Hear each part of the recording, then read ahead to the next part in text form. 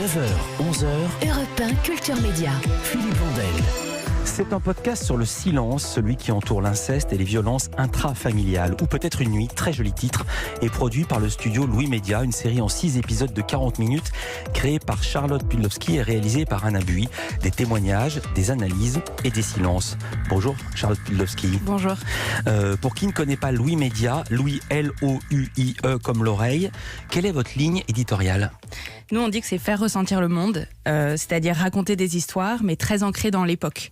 Donc là, c'est un podcast sur l'inceste, on a des podcasts d'histoire, on a un podcast qui s'appelle Émotion, qui décortique nos sentiments globalement. L'idée, voilà, c'est vraiment de raconter l'époque avec des émotions fortes.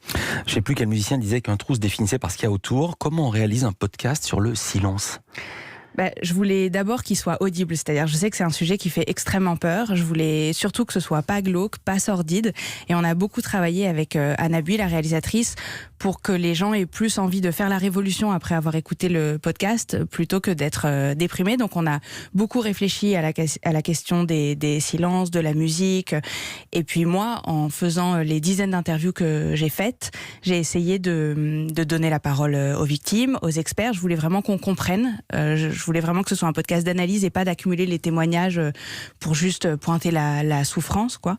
Et je trouve que ce qui moi, en tout cas, m'a énormément frappé avec tous ces témoignages, c'est à quel point la parole des victimes est particulière. C'est-à-dire à quel point c'est des gens qui, parfois, ont une parole très précipitée, comme pour pas déranger en parlant, ou au contraire, un peu désaffectée, comme si leur mémoire, parce que les victimes ont souvent des troubles de mémoire, des problèmes de dissociation, etc., comme si ça avait atténué quelque chose. Et du coup, je trouve que le podcast, c'était vraiment le meilleur média pour raconter tout ça, à la fois parce que ça permettait de faire entendre cette parole, et à la fois parce que, pour les auditeurs, ça mime le geste qui, je trouve, devrait être celui de la société, d'accepter, d'écouter. Quel a été le déclencheur pour traiter de ce sujet, l'inceste ? Alors en fait, il y a quelques années, il y a 8 ans, ma mère m'a dit qu'elle avait été victime d'inceste, ce que je savais pas, et ce qui m'a vraiment énormément surprise, c'est pas tant qu'elle ait été victime d'inceste, parce qu'en fait, on devine toujours un petit peu les secrets de famille d'une manière ou d'une autre. Donc ça résonnait avec un certain nombre de choses que je savais d'elle. Ce qui m'a vraiment surprise, c'est le silence. On est très très proches, ma mère et moi. Moi, j'ai grandi dans une famille très aimante et très soudée.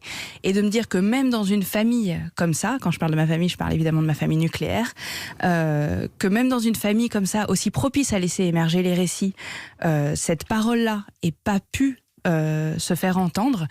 Vraiment, je comprenais pas. Intellectuellement, ça rentrait pas, en fait. Et il y a même la manière, l'occasion qu'elle a choisie pour vous le dire. Oui, on était à un dîner, mon père, ma mère et moi, et puis mon père est parti de table quelques instants, et elle m'a dit « Oh, tu sais, moi, mon père… » Je lui dis « Bah non, quoi, ton père ?» Elle m'a dit « Mais si, tu sais bien », et je savais absolument pas, on n'en avait jamais parlé. Elle me dit « Bah comme il a essayé d'abuser de moi », et mon père est revenu à table, on est complètement passé à autre chose, et moi, il m'a fallu quelques semaines pour me dire « Est-ce que j'ai pas rêvé cette conversation ? Est-ce que je suis pas folle ? Qu'est-ce que ça veut dire essayer d'abuser ?» Parce qu'en réalité, il l'avait agressée, mais c'était les mots qu'elle avait choisis pour me le dire.